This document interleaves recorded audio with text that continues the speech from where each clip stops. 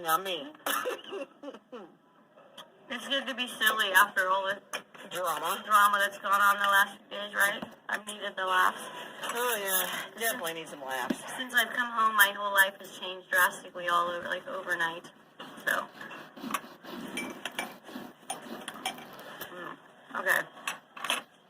I love pistachio. I've got about one more bite. But, I met Sweet Bits in Wyoming when she joined the Convoy. And it was so funny because the next morning when we woke up, we had snow. Actually, you met me in, it was, Sheridan. It was Sheridan. Yeah, I met you in Sheridan, but then we camped together in, Yes, ma'am. fine stuff, thanks. Thank you. We met in Sheridan, but we camped side by side in Casper, right? Mm-hmm. And because you parked like this, and then I parked this way, and Kathy was next to us. And that was when we had the 5 a.m. wake up, because we had to leave Casper, Wyoming, early in the morning to beat all the strong winds. And you promised me you were going to knock and bang on my window. Remember? Because I'm not a morning person. Everybody in my life knows I am not a morning person. So all I know is that I woke up at like 6:20 in the morning, snow all over my windshield. I look to my left, and there's no Sweet Bits' car. And I look to my right, and there's Kathy's car.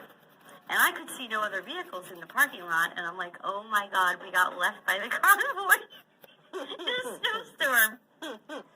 So I got out of my car to go bang on Kathy's window, and then that's when I saw that there were still other vehicles there. So apparently we weren't left behind. The main convoy did roll out at 5 a.m., but then there were some that were left behind because the ambulance had broken down, and they needed to load it up onto Blinky's flatbed. And so about 20 four-wheelers were left, I think. And you were still there.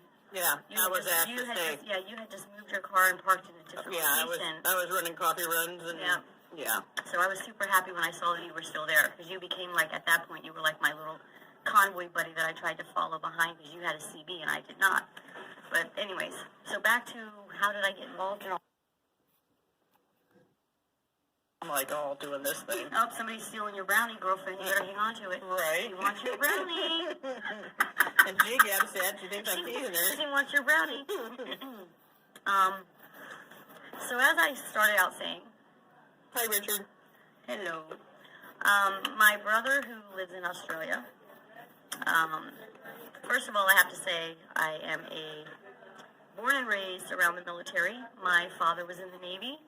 All of my 3 brothers served in the armed forces. My brother Donald was Navy, my brother Vincent was Air Force, and my youngest brother happened to be Army.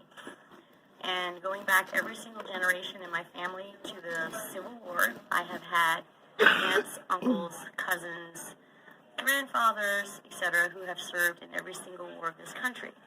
So I know what it's like, having been raised around the military, to be patriotic, God-fearing. I know what it's like for people to make sacrifices, to die for this country, to protect it, to preserve our Constitution, our freedoms. And I was raised in the military. I spent many years abroad, living in Germany, 3 different tours with my father and my family. And there's just a certain camaraderie and a certain lifestyle that the military possesses. You know, it's like one big family, and we have a lot of morals and values, strict, rigid rules. We respect our elders, and I'm feeling nervous right now and can't really think straight. That's all right. We can talk about something else for now. Yeah, so. There's a gaping hole on my brownie. Oh, boy.